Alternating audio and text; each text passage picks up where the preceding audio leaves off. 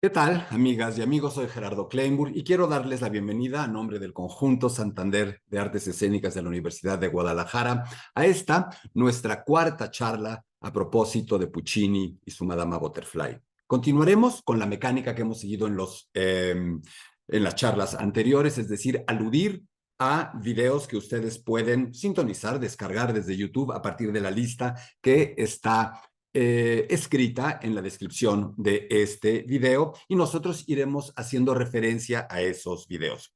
Hoy arrancamos culminando el muy breve recuento de la obra pucciniana, ópera por ópera, y ahora sí entramos de lleno a Madama Butterfly, a su contexto o sus contextos, a su proceso de composición, a algunos elementos fundamentales que hay que ir destacando y probablemente, según vayamos viendo nuestros tiempos, a realizar un recuento bastante pormenorizado con ejemplos y con puntos a destacar de análisis musical y dramático ya de la obra misma.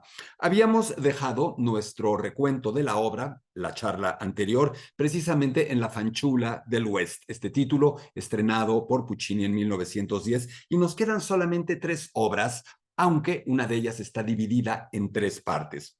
Después de La Fanciulla del West pasan aproximadamente 2, 3 años antes de que Puccini acometa, no, un poco más, unos 6, 7 años, perdón, antes de que Puccini acometa un nuevo título y será La Rondine. Algo que de manera extraña Puccini convierte en una especie de opereta, mitad hablada, mitad cantada, un poco llevado por su amor por lo vienés, por su amor por Austria, por su amor por este género. Y es una obra tan débil comparada con la propia calidad pucciniana, que ni siquiera la editorial Ricordi, ya entonces manejada por Tito Ricordi, hijo de Giulio Ricordi, recordemos el que descubrió y apoyó a Puccini, la rechaza. Puccini, enfurecido, se va con la compañía editorial rival Sonzogno, aquella para la que escribiera Le Villi, aquella para la que concursara con su primera ópera Le Villi.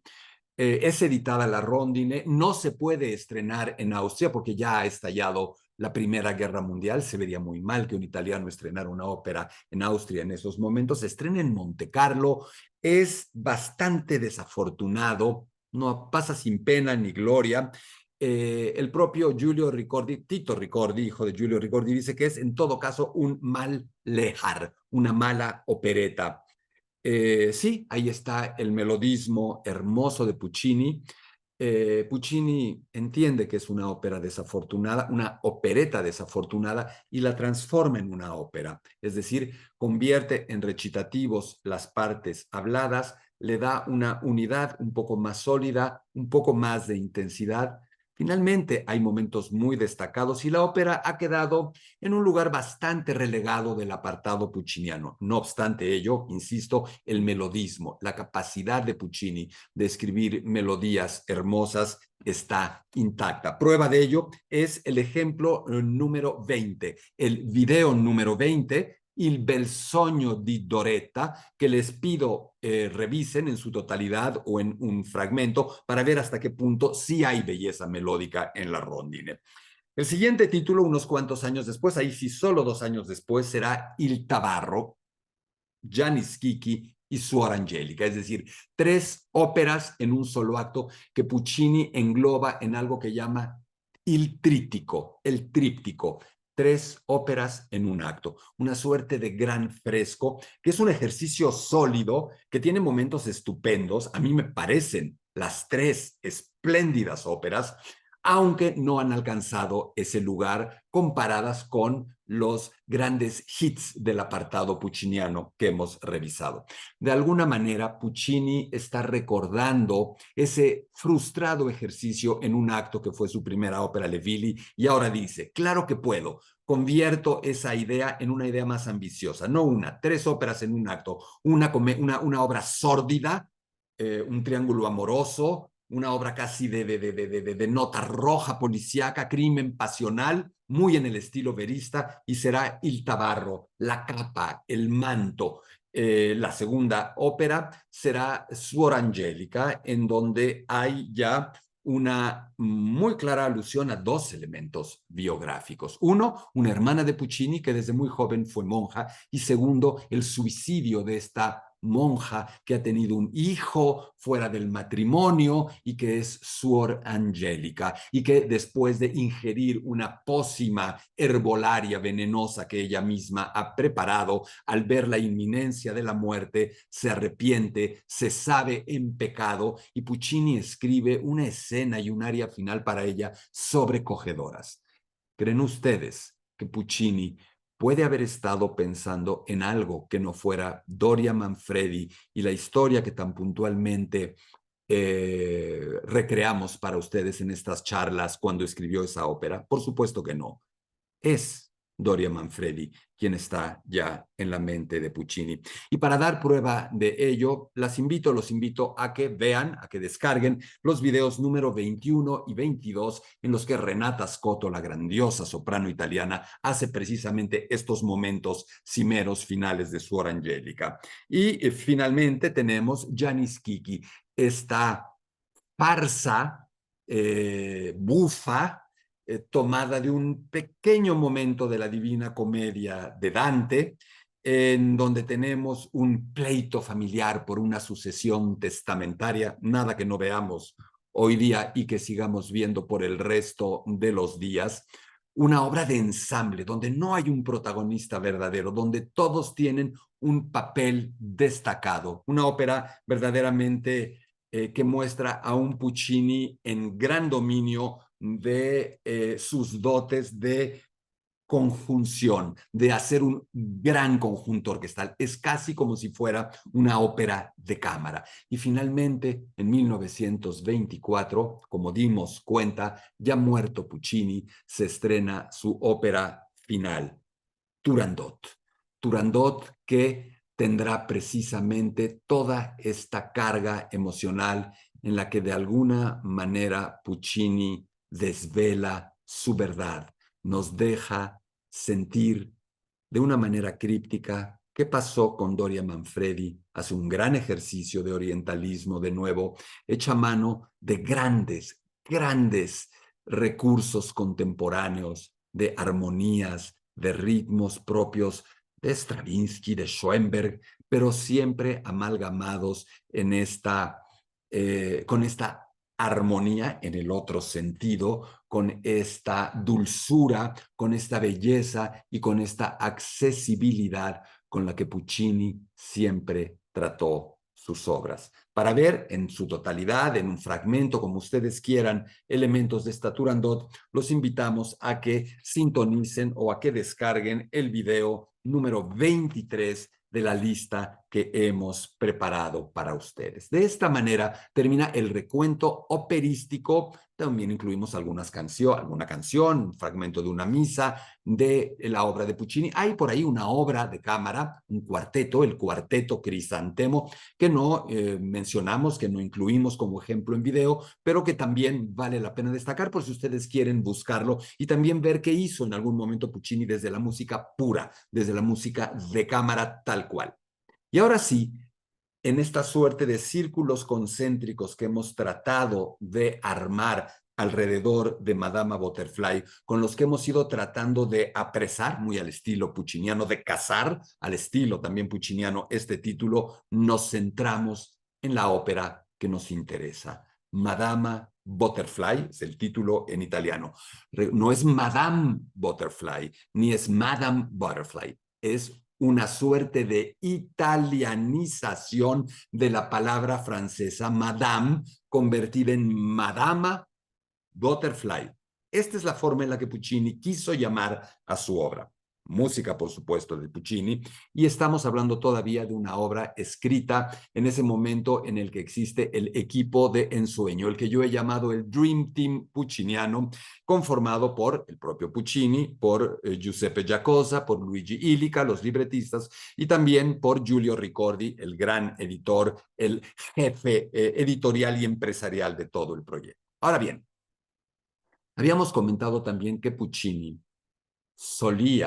solió escoger las historias que musicalizaría a partir de algo que ya existiera, se conociera, de preferencia hubiera funcionado teatralmente sobre un escenario, fuera aceptado, lo conmoviera. Muchas veces en estas giras que muy a regañadientes y a pesar suyo realiza por Europa para supervisar o simplemente estar presente en la premier o reestreno de sus óperas en distintas capitales europeas, Puccini ve obras de teatro en lenguas que no habla, solo habla italiano, sabe de qué tratan, entiende, conoce el resumen, y cuando él ve estas obras o alguna obra en una lengua que no conoce, pero que escénicamente lo seduce, lo conmueve, la siente poderosa, en ese momento Puccini puede decidir que ese será su siguiente título. Y eso es precisamente lo que acontece con Madama Butterfly. Está en Londres y es en Londres cuando revisando o supervisando, me parece que es no estoy seguro, cuando está revisando o supervisando la reposición de Bohème, ve una obra de teatro montada, escrita por una suerte de gran empresario portugués estadounidense llamado no David Velasco, sino David Velasco. Es su nombre, es un gran empresario, es un gran hombre de teatro que llena sus obras de efectos especiales, melodramas muy fuertes, que los hace en Estados Unidos, en Londres, con grandes producciones, una suerte de precursor de Broadway, que ha estrenado Madame Butterfly. A su vez, bueno, Puccini va a ver la obra y queda sacudido, conmovido. David Velasco dice que Puccini, después de ver la obra de teatro, se le arroja al cuello y sollozando le dice que quiere convertirla en una ópera. Puccini no habría actuado así, pero sí que le impresiona.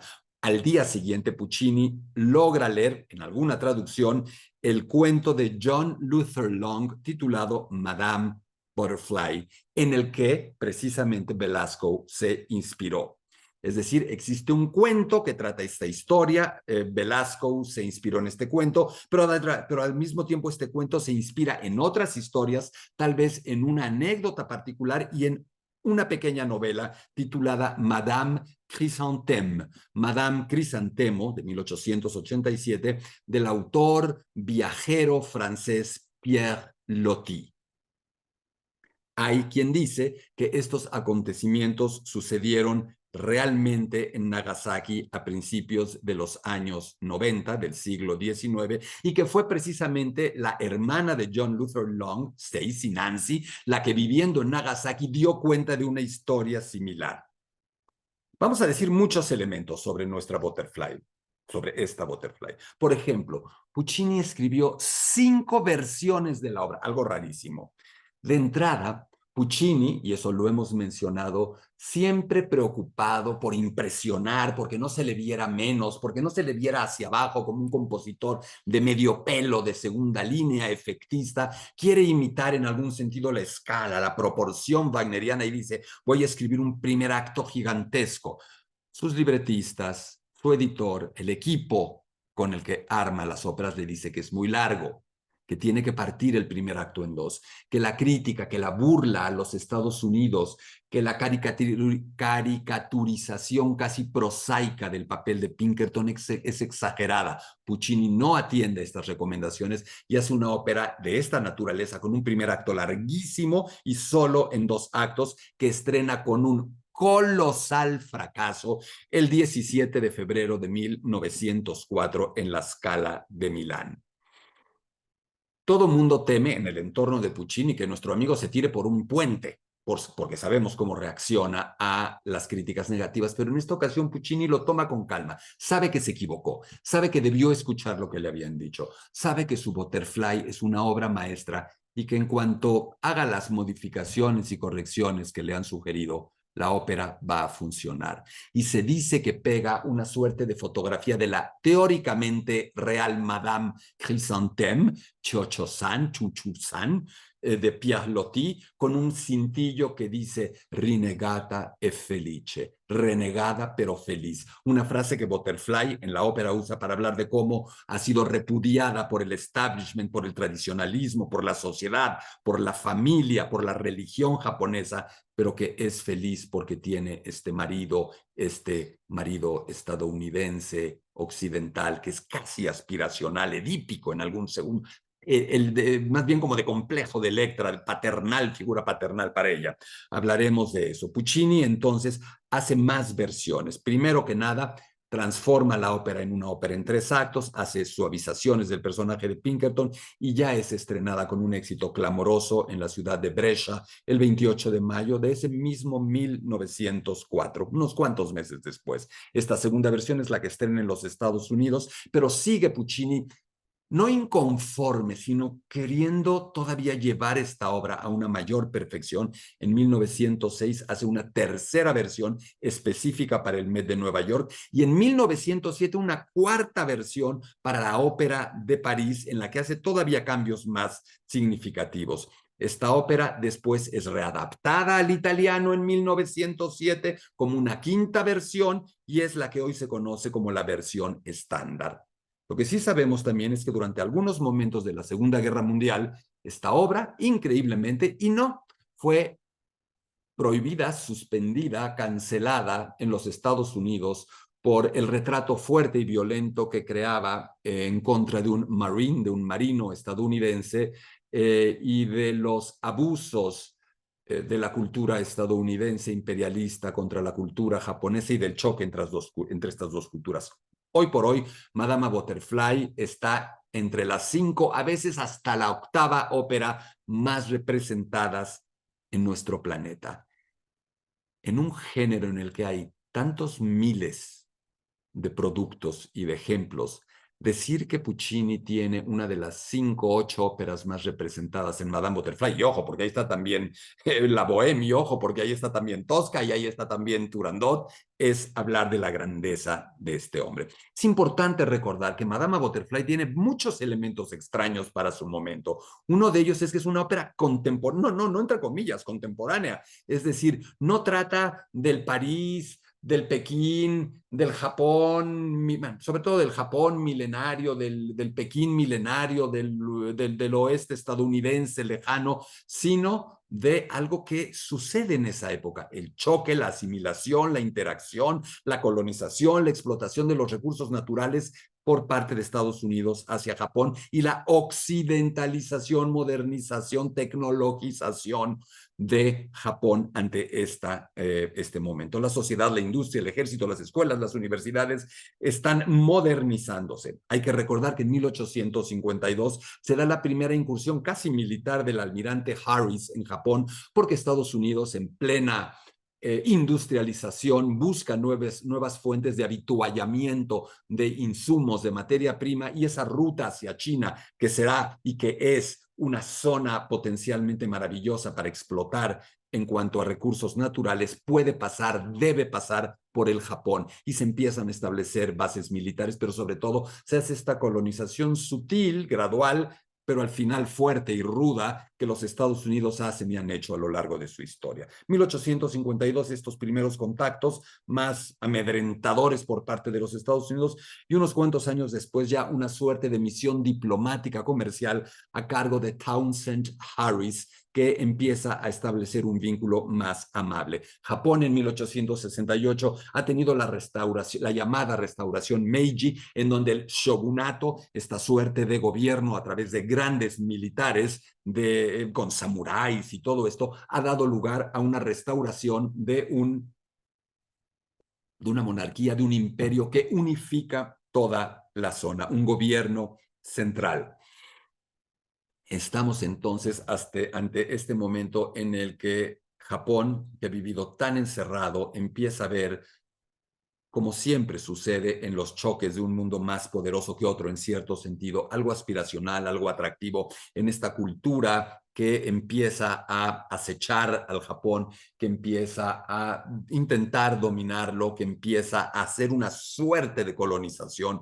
Y hay una occidentalización, la gente se viste a veces de una manera mezclada entre lo japonés y lo estadounidense. Hay gente que abusa de esta situación, que trata de regularizar de alguna manera una suerte de prostitución, de trata de blancas japonesas a emigrantes temporales, militares estadounidenses. Ese es el fondo de Madama Butterfly. Es casi trata de blancas, es casi la venta de una ex geisha de 15 años a un irresponsable y súper joven marine estadounidense, Chocho-san, y Pinkerton. Pero por el otro lado, Occidente se siente atraído por el Japón. Esta orientalización en los ornamentos, en accesorios de indumentaria, es algo fancy, trendy, de gran establishment en la alta sociedad, en las artes ornamentales, en la moda occidental. Hay una atracción mutua por ese otro lejano, ajeno, distante, distinto, exótico de uno. Entonces, estaba esta suerte de trata de blancas, decía yo, por una especie de casamentero, como lo va a hacer Goro en Butterfly, que recluta chicas a las que casi vende en un paquete, que a veces puede incluir la casa, a un estadounidense que quiera un matrimonio temporal, es decir, la japonesa está obligada, es un matrimonio que puede durar o debe durar 999 años de fidelidad japonesa, pero que el occidental puede romper en el momento que quiere, evidentemente cuando se vaya o se consiga su novia o su esposa estadounidense, como es el caso de Pinkerton en Madama Butterfly. Y es este el caso entonces de Goro, que vende la propiedad para Pinkerton que incluye a esta chica. Así de fuerte, así de rudo, así de delictivo en algún sentido es lo que estamos mencionando. Ahora bien, Puccini no conoce la música oriental. No es un momento en el que uno pueda tomar un teléfono, un iPad como esta en la que me estoy apoyando con mis notas para buscar, bajar, oír música, información de todo el mundo. Y Puccini quiere, le importa darle realismo, verismo a su ópera de manera sonora, que suene también a Japón. Finalmente, es un choque, es una interacción, es una asimilación, es una incomprensión entre la cultura occidental estadounidense y la oriental japonesa. Y Puccini se empeña y logra de una manera absolutamente genial que esto se escuche, que Nagasaki, Japón, la geisha, la pagoda, se escuchen en su música y que por el otro lado Estados Unidos, el militarismo, el imperialismo, el marine, suenen también. Y usará elementos de uno y otro lado, de elementos de música japonesa, del himno imperial japonés, elementos del himno de los Estados Unidos que todos conocemos y elementos muy tradicionales de armonía y de melodía occidental para de pronto orientalizar, de pronto occidentalizar la música, de pronto mezclarla. Si estamos atentos, nos vamos a dar cuenta de que todo el tiempo nos lo va contando. ¿Cómo le hace entonces Puccini si no existen todos estos artilugios tecnológicos modernos para hacerse, para conocer esta música? Hay al menos tres rutas. Una, impensable, las cajitas de música. Puccini empieza a buscar, a recibir como regalos cajitas de música japonesas para escuchar, anotar e incorporar algunas de esas melodías. Por otro lado, asiste a una gira de Sada Yako, una geisha, actriz, bailarina. Un segundo, por favor. Perdón, a veces sucede.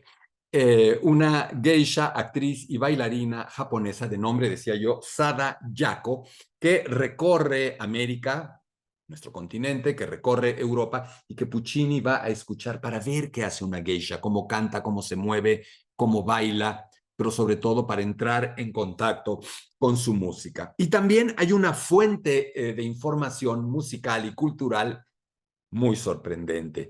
Isako Oyama, la esposa del embajador japonés, con la que Puccini pasa tardes enteras platicando, tomando té. Puccini debe haber estado fascinado porque se trataba de una mujer y no sé si fuera una mujer hermosa, pero sabemos que, lo comentamos en su biografía, Puccini responde de manera muy reactiva y atraído hacia las mujeres y pasa mucho tiempo con ella le canta canciones, le cuenta historias japonesas y también Puccini abreva, bebe de ahí. parte de lo que va a incorporar, es decir, de las tradiciones, los usos, las costumbres japonesas, las diferencias culturales, y todo esto se va a terminar haciendo presente en la partitura. Ahora bien, hay elementos, insisto, de música japonesa que estarán presentes como lo pentatónico. Vamos a tener también motivos conductores, es decir, vamos a tener distintos motivos en los que se puede ir escuchando de una o de otra manera fragmentos de música, elementos musicales que caracterizan a un personaje, a una situación, a un conflicto, a un momento. Y esto, insisto, se va a ir haciendo presente a lo largo de la obra. Tendremos también una orquesta poderosa, una orquesta que cada vez más nos muestra a un Puccini que entiende que es a través de este instrumento de instrumentos que una ópera puede y debe adquirir su verdadero poder. La ópera nos muestra la ternura, el deseo, la burla, la indiferencia, las tradiciones japonesas, el fundamentalismo, los conflictos de los personajes de una manera absolutamente brillante y absolutamente elocuente. Hay muchos elementos más que debemos y podemos consignar, como es el vocalismo, es decir, ¿qué hace exactamente Puccini con la voz? Y es un tema fundamental de entender para contextualizar y ubicar bien Butterfly. Puccini ya maneja una orquesta moderna, una orquesta grande, una orquesta de una sonoridad que ya nada tiene que ver con la de un Verdi, una orquesta que habría fácilmente destruido, tapado, pulverizado a los cantantes verdianos de tres cuartas partes de la carrera musical del compositor italiano. Pero, y Puccini además incorpora elementos modernos a los que ya hemos hecho alusión, de armonía, de contrapunto, de instrumentación. Pero Puccini es italiano y Puccini está perdidamente enamorado de la voz humana. No va a renunciar a la voz humana. Por lo tanto, la nueva melodía que ya en Madama Butterfly se manifiesta con toda claridad en Puccini es una melodía que requiere de un canto muy poderoso, de una técnica modernísima postverdiana, ya de la técnica vocal que hoy vivimos, pero que no debe renunciar a la belleza, a la sutileza, a la redondez, a ser capaz de flotar las notas con un sonido piano y luego crecerlas y luego disminuirlas. Es decir, es un canto de enorme demanda y de enorme complejidad.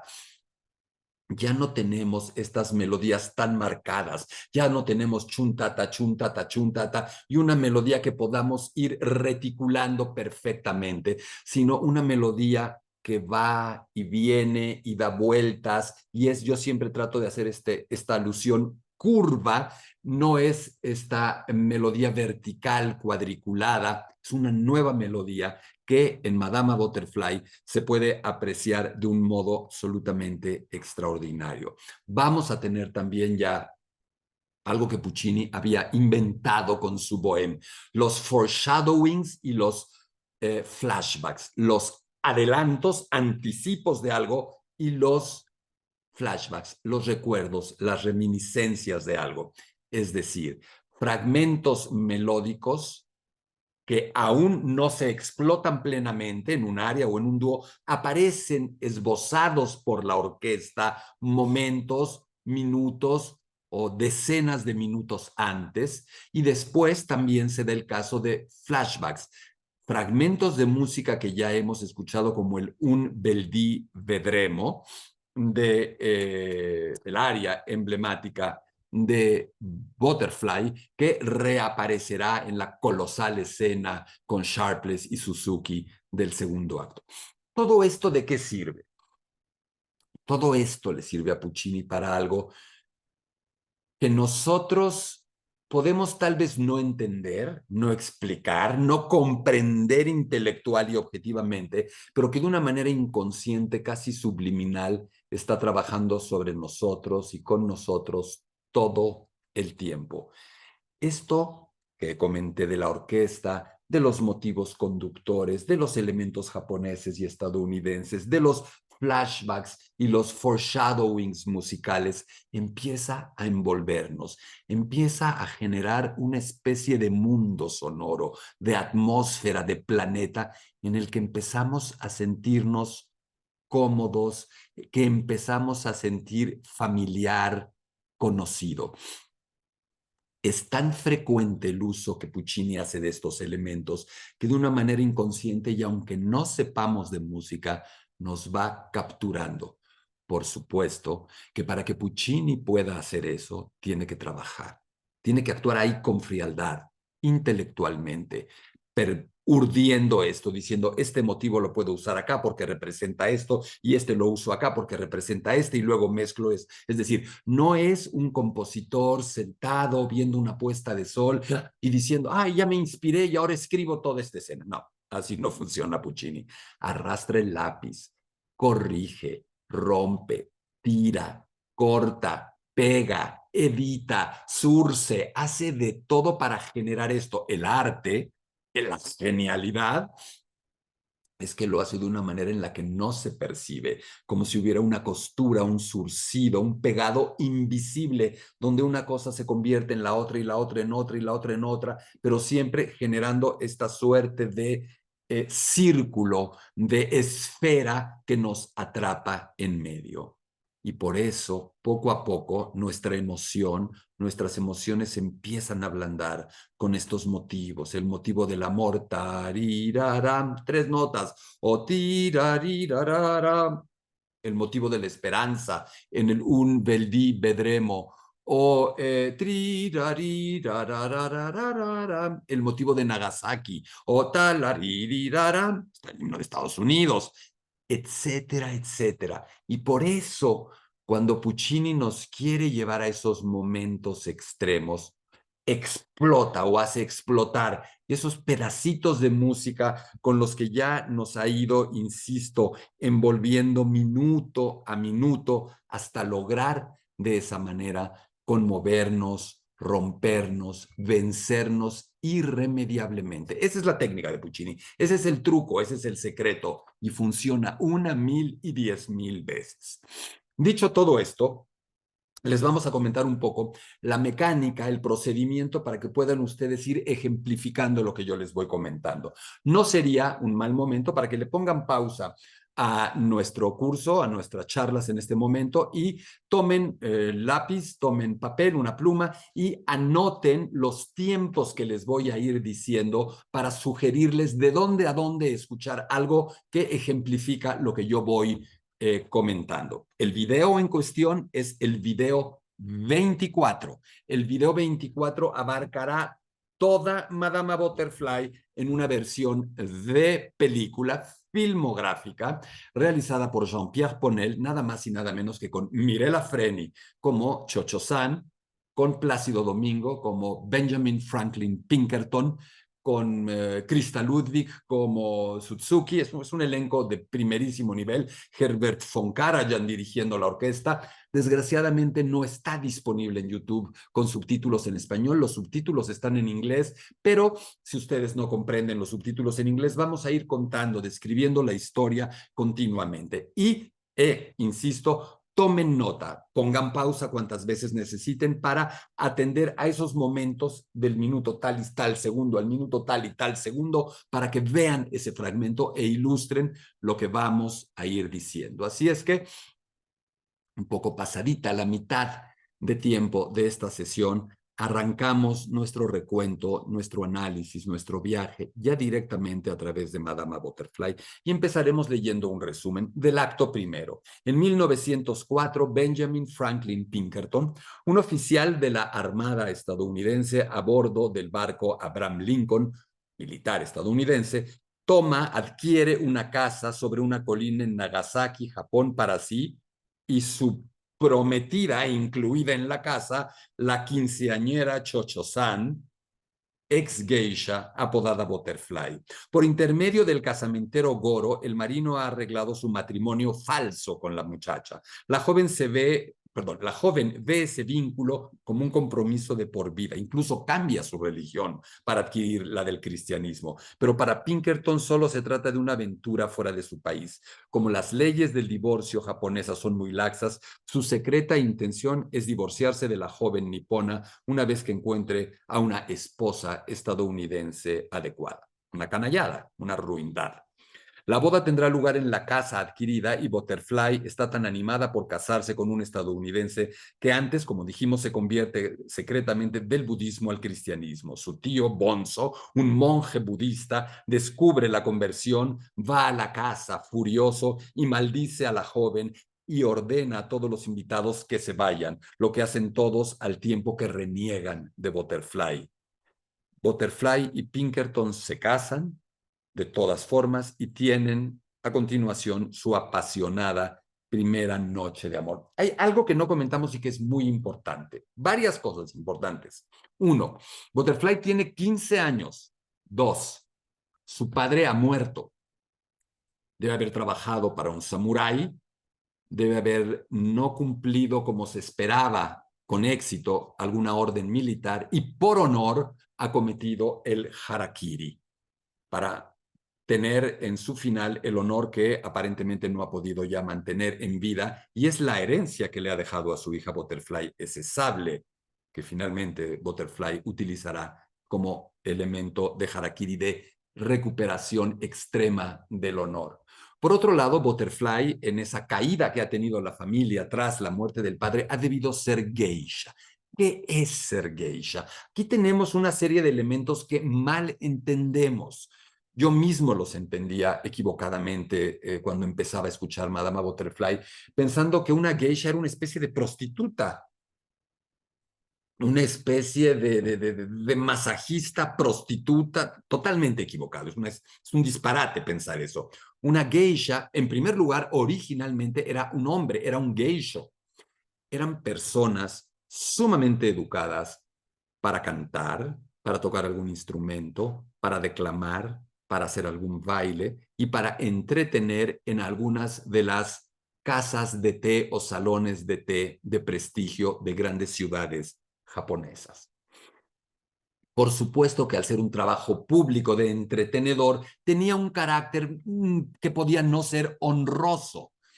Cuando son chicas las que empiezan a hacer eso, tiene una connotación refinada dentro del lugar, refinada para los hombres que habitualmente van a tomar té a esos lugares, pero de alguna manera desprestigiosa, impúdica, sobreexpuesta para las chicas o sus familias o la sociedad que las ve, por supuesto, como siempre, con una visión machista y de patriarcado y con algo de misoginia e inequidad de género.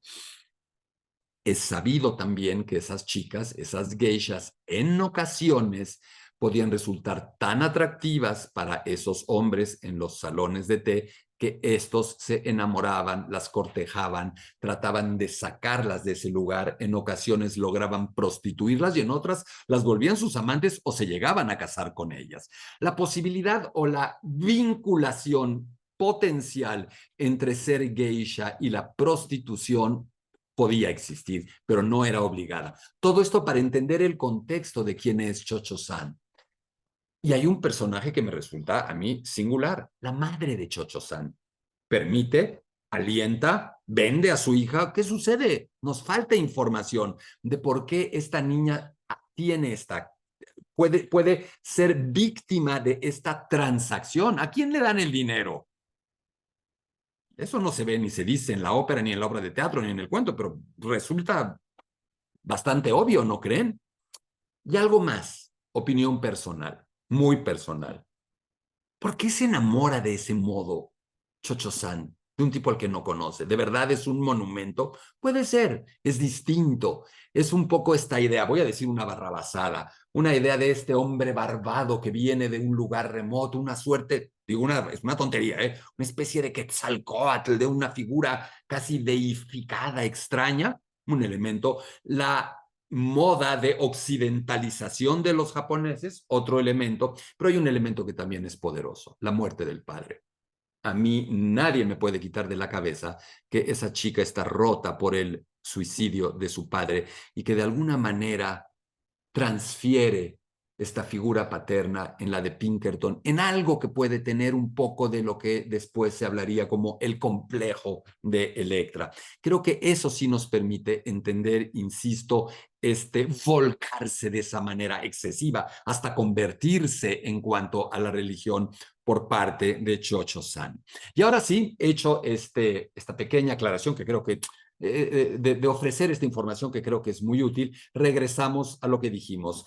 Todo con referencia al video 23. Vayan apuntando.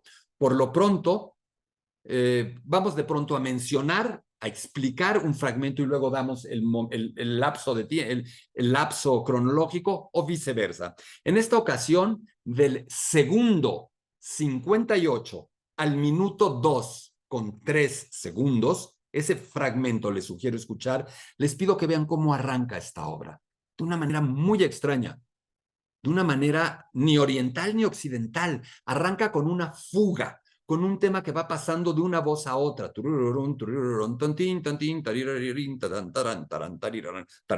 Y la musiquita empieza a... ¿Por qué con una fuga? Eso se parece a Bach, eso se parece al barroco. Permítanme un segundito porque necesito conectar mi... necesito conectar mi fuente de poder. Estamos transmitiendo en vivo y en ocasiones tenemos algún problema. Permítanme un segundo, voy a hacer una pequeña pausa.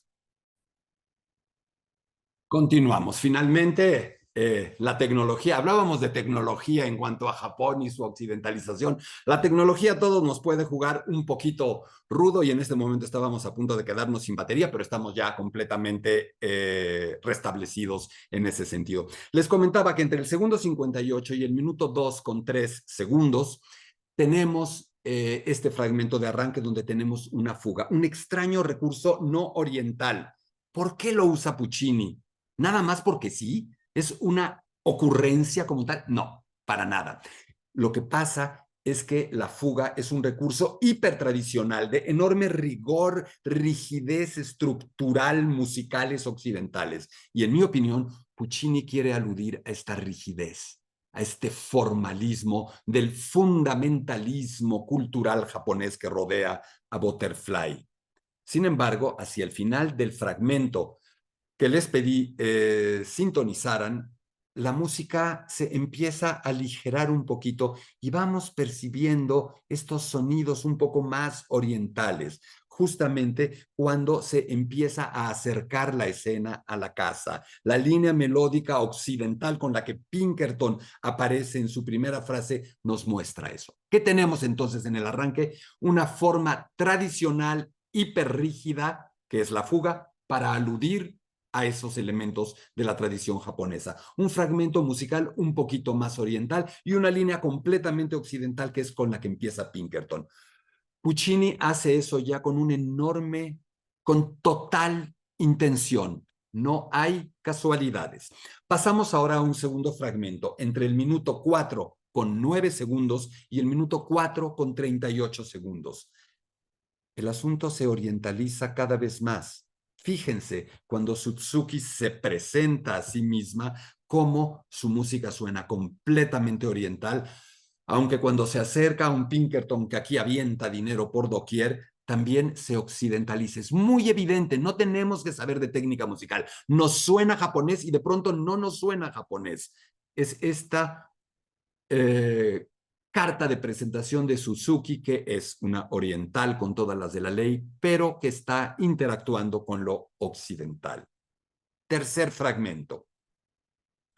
El momento en el que Sharpless, el cónsul, va a llegar a la casa y oímos un elemento pictorialista, casi de descripción visual a través de la música muy peculiar. Oímos los pasos, sentimos el esfuerzo de Sharpless, que tal vez puede ser un hombre mayor o corpulento, por ascender esta pequeña colina sobre la cual está la casa con esta vista hermosa que Goro le ha vendido a Pinkerton, con ex geisha de 15 años incluida. Y justamente vamos a oír el tema de Nagasaki. Cada vez que Sharpless llega o sale de la casa, es decir, que abandona este entorno paisajístico o que lo vuelve a ver, suena un tema, pero aquí lo vemos, rápido, agitado, está subiendo. Este es el motivo conductor de Nagasaki y lo escuchamos. Todo este pequeño fragmento, el ascenso trabajoso a la colina, la versión rápida y acelerada del motivo conductor de Nagasaki entre el minuto 6:17 y el minuto 6:33. Y tenemos un fragmento más adelante entre el minuto 7:34 y el minuto 11:0 en el que de manera explícita, literal y clarísima, el himno estadounidense se escucha.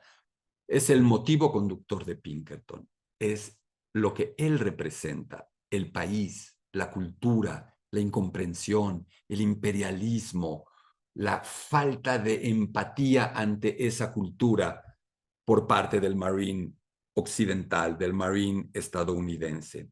Un poco más adelante, a través de la ópera, va a irlo deconstruyendo. En vez de escuchar tirará, la, la, ran, tirarán, dan, dan, dan, en algunos momentos solamente oímos tirarán y a veces tirarán, dan. Esos pequeños fragmentos, ese es un uso wagneriano del motivo conductor por parte de Puccini. Y en este fragmento que estoy invitándolos a escuchar, se convierte el himno de los Estados Unidos en la introducción a su aria, en una suerte de credo yanqui, irresponsable, juvenil. Pero poco a poco con el aria viene una expansión lírica, romántica, apasionada, seductora por parte de Pinkerton. Es decir, Pinkerton tiene también esa parte seductora, llena de deseo, en algún momento podríamos decir lujuriosa sin faltar a la verdad, pero también con un toque lírico, romántico, apasionado, de galán. Todo eso suena en el aria. También veremos en la continuación del aria, en este mismo fragmento, el cinismo de explicar cómo es falso su matrimonio con Cho-Cho-San. Escúchela entera o en un fragmento, ahí les he mandado el segmento completo, y justamente ese momento cimero en el que dice America Forever, cantando el himno de Estados Unidos, cínico pero real, el imperialismo a todo lo que da. Es la carta de presentación de Benjamin Franklin Pinkerton. Qué nombre, ¿no? Benjamin Franklin Pinkerton. En la escena siguiente va entre la especie de ternura, lástima, conmiseración, cinismo y genuina atracción sexual de Pinkerton hacia Cho-Cho-San, y luego su horrendo cinismo cuando explica que en verdad lo que espera es un matrimonio real con una mujer estadounidense, cosa que claramente sucederá. Nuevo fragmento que les pido escuchen o al que se refieran, del minuto 15:40 al minuto 19:4. Contraste total. Si teníamos el himno de Estados Unidos, aquí tenemos el motivo de la maldición y la severidad extrema del tradicionalismo religioso japonés. Eso que tarde o temprano alcanzará a Butterfly, ese contexto suyo verdadero que no acepta lo que está haciendo, para el cual lo que ella está haciendo es una traición y una blasfemia sin nombres que tendrá que pagar muy caro. Y en algún sentido de ella, en algún sentido de la obra, Puccini nos lo incorpora con esta maldición terrible precisamente en el lapso, en el arranque del fragmento que les di, del intervalo de tiempo que les di. Y enseguida, después de la maldición, magia pura. El mago Puccini convierte esto en algo etéreo, oriental, místico, de fantasía, y escribe una de las grandes páginas de toda su obra y una de las páginas más bellas de la historia operística del siglo XX. Lo logra mezclando al coro con una suerte de foreshadowing, de adelanto, de una de las líneas románticas extremas y más eróticas del dúo de amor del final de este acto. A todo ello se suma la ingenuidad de Cho-Cho-San, el deseo de Pinkerton, la belleza superlativa de la línea de canto de ella y el remate completamente orientalista. Todo esto, insisto, la maldición japonesa, el coro místico, etéreo, maravilloso, la ingenuidad, la ternura casi sublime de Cho-Cho-San, la lujuria, el deseo incontrolable de Pinkerton, todo mezclado en este intervalo. A partir de ese momento, otro momento, vendrá una suerte de diálogo de ternura, de timidez e ingenuidad entre ambos. Y ella habla hiperorientalísticamente, musicalmente, de su historia personal, familiar como geisha, presenta a su madre, habla de la muerte de su padre. Todo eso por parte de ella tiene que ser con un estilo vocal oriental, en algún sentido, porque está hablando de eso, no lo puede decir de otra manera. Pinkerton interviene, interrumpe, glosa de una manera cruda, burda, con deseo, realmente le importa poco o nada lo que está escuchando. Es cero empático a ello. Él confiesa que tiene 15 años y dice que ya es vieja, elementos de ternura por parte de Cho-Cho-San. Y pasamos a otro bloque que les pido sintonizar. Muy breve, muy breve. Entre el minuto 23 con 2 segundos y el minuto 23 con 20 segundos. La llegada del comisario imperial. ¿Y cómo llega? Con un fragmento acelerado del himno imperial del Japón.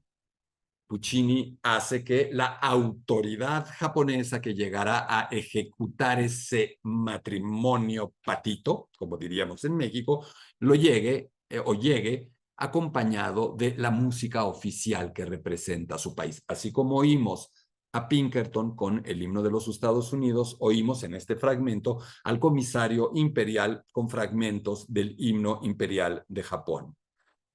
Tenemos el costumbrismo oriental en la boda, la incomprensión, el desdén, la burla de los personajes occidentales presentes, pero genialmente Puccini empieza a construir un pequeño clímax concertante, uniendo las voces solistas, uniendo las voces de del coro presente. Y llegamos a un momento particularmente atractivo, aunque es, insisto, también muy breve. Son pequeñas pinceladas para ubicar exactamente dónde suena o se hace presente algo que es importante destacar o identificar. Entre el minuto 26 con 26 segundos y el propio minuto 26 con 55 segundos, Puccini hace que por primera vez Pinkerton y Cho-Cho-San entren a la casa donde pasarán su noche de bodas, donde se consumará sexualmente esa transacción, esa relación adquirida por Pinkerton. Y Puccini, de una manera muy pucciniana, valga el término, nos pone en ese momento un fragmento de la frase climática del dúo de amor.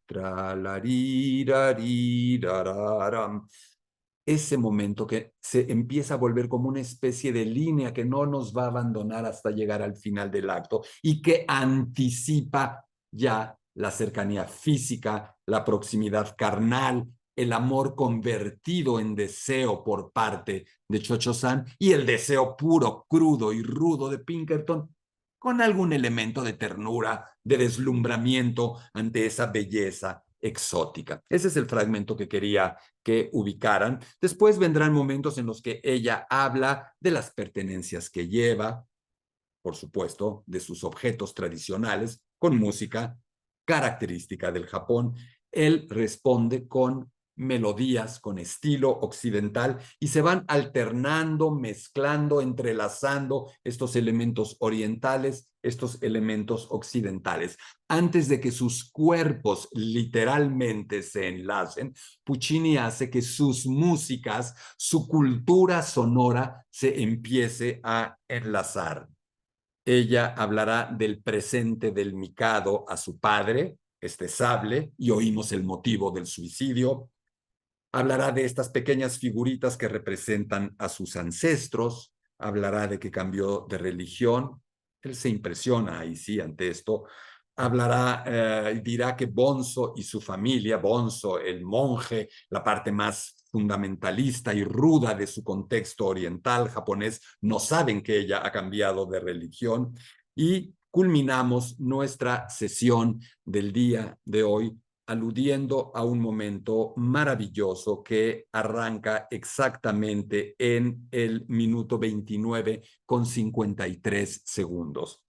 No le ponemos fin, simplemente decir, porque va a ir continuando aquí sí ya de manera ininterrumpida, pero para redondear nuestra sesión de hoy, escuchen 2 o 3 minutos a partir del minuto 29 con 53 segundos, porque Puccini inserta una especie de microárea dentro de todo el acontecer dramático musical, algo que podríamos llamar una arieta, como una área chiquita. ¿Y qué hace? Funde de nuevo lo oriental con lo occidental en este momento hermosísimo en el que Butterfly habla de cuál es su verdadero destino, que su destino es esa unión, es de una belleza inenarrable lo que Butterfly va a cantar. Y es absolutamente increíble ver cómo Puccini, con su orquesta, con las cuerdas que van empujando, con el vigor de la orquesta y con esta forma de canto a la que hice alusión, va generando cada vez más dramatismo, un dramatismo cada vez más extremo, para poder llegar a la sentencia de Bonzo furibundo maldiciéndola. Este es el momento, el episodio con el que quiero terminar nuestra sesión del día de hoy para, de alguna manera, haber trazado todo este arranque del primer acto, es decir, desde el setting, desde la presentación de las situaciones, los personajes, las culturas, el entrelazamiento de ellos, como cada vez se empiezan a quedar más solos y el deseo, el amor, la ternura van creciendo, pero por el otro lado, la presión, la maldición, la amenaza del final terrible y trágico como fruto del tradicionalismo oriental y del desdén y la irresponsabilidad cultural occidental van generando esta historia. Ojalá, amigas y amigos, que les haya gustado esta manera de ir entrelazando, contando, explicando, ejemplificando nuestra Madama Butterfly y nos vemos, sintonícense por favor, accedan en cuanto les sea posible a la quinta y última charla de nuestro recorrido Puccini y su Madama Butterfly. Soy Gerardo Kleinburg y los espero en nuestra sesión final. Hasta pronto.